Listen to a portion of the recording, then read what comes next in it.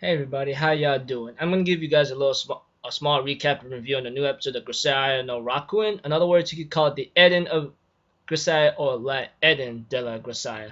This is gonna be on the second to last episode, which is episode 9, to my shock and surprise.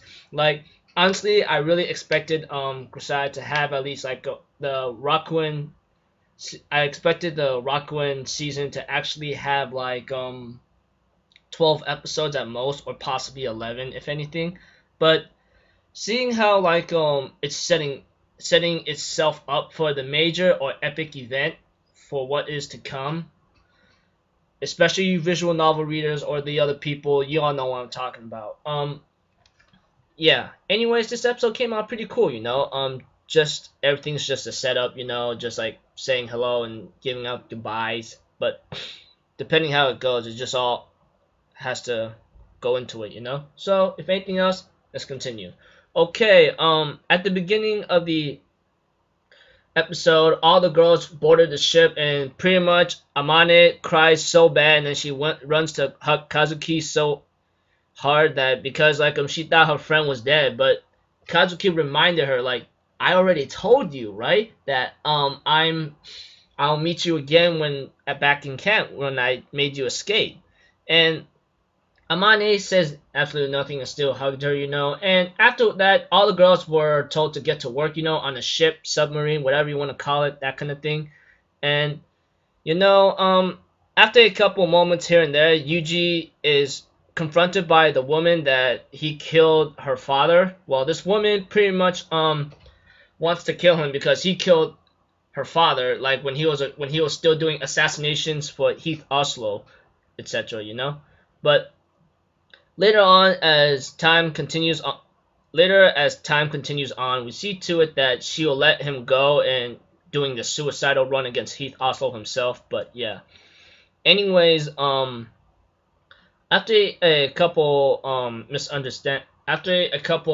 moments here and there, we see Yuji talking to Kazuki for a bit, and he slaps her and says, "You have any idea how worried I was? What the hell's wrong with you?" And therefore he cries into her body, and she goes like, "You've grown physically very much, but you're still a big baby."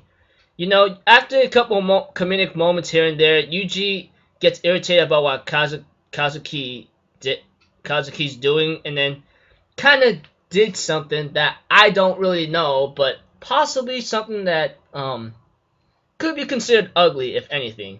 I'm just saying and speaking out my mind right there, okay?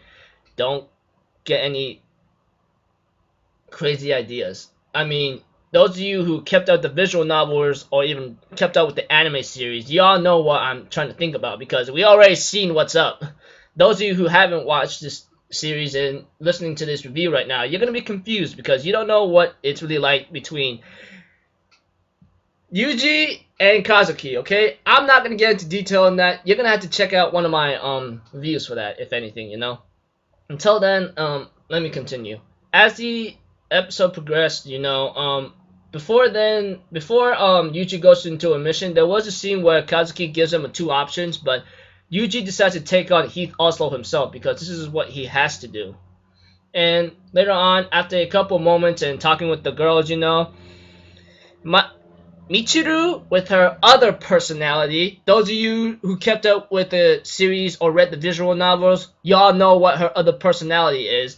She kissed Yuji as a goodbye, as a blessing, and then all the girls get really mad and jumped on her, and this is when Michiru goes back to her normal tsundere self or something. I think in my mind, oh my gosh, this is just hilarious. I can't even help it. I can't help myself but laugh it off so badly. That kind of thing. And therefore, Yuji gets ready to go against Heath Oslo with the help of Mealy, the person that he teamed up with in the army. I've got to mention he greeted her by punching her in the face because he was so angry, saying that knowing that she's gonna put her life on the line for him. He said he was going to catch her, but he gotten so angry he had to punch her. And I think in my mind, oh my gosh, that is the best way how to greet a person, especially you haven't seen for a while. Maybe I'm just saying, but I'm just being crazy TikTok boy, that kind of thing. But eventually, as time continues on with its own procedure, we see to it that things are just going into motion with our friends and buddies. We have a scene between JB and Yuji right now, and JB warns him that Asako did not even have a chance against him. She was this close, probably a step that JB mentions, that she was close to being Oslo right there, but she did not. She underestimated him, seeing that he had a gun and gave her a wound that will kill her in years later. That's when Yuji will still be with her, and that is his lover, despite him being very young and her being very, very old, if anything. I don't know what age is Asako, but she did take on Heath Oslo, JB says, but warns him that she couldn't even beat him.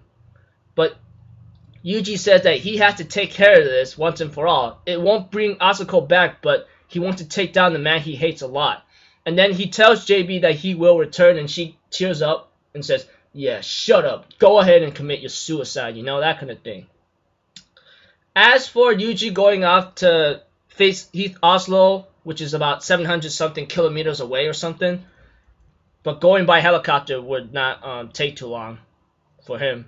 That is, with merely piloting, which is shown later.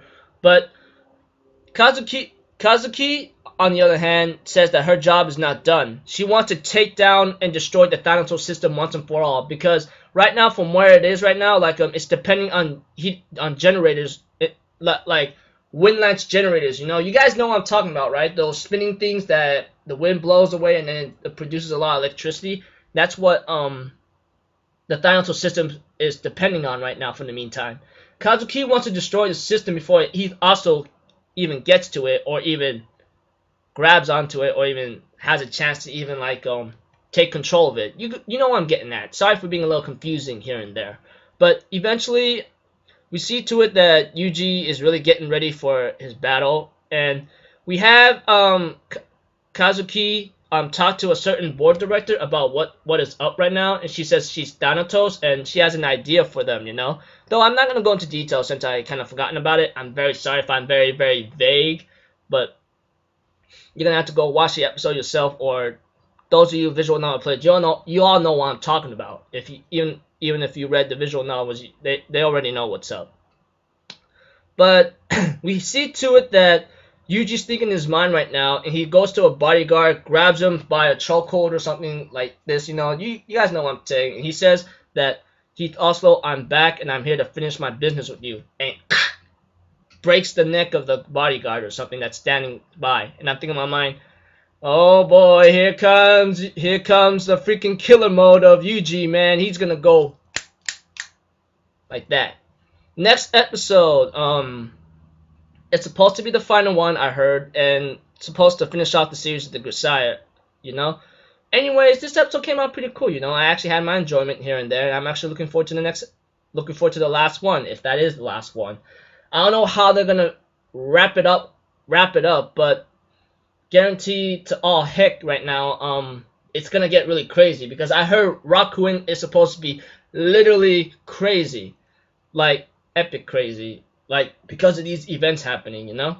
But came out pretty well. So overall, nice episode. Looking forward to the last one. Hopefully it leaves off a good final impression that I could like be satisfied, you know. So I'm just gonna leave it at that, people. I'll see you guys. I'll see you guys for my Steins Gate review and recap tonight, since it's Sunday. And yeah, until then, I'm off. Have a good day, and I'll see you guys next time. All right, peace out. Bye bye.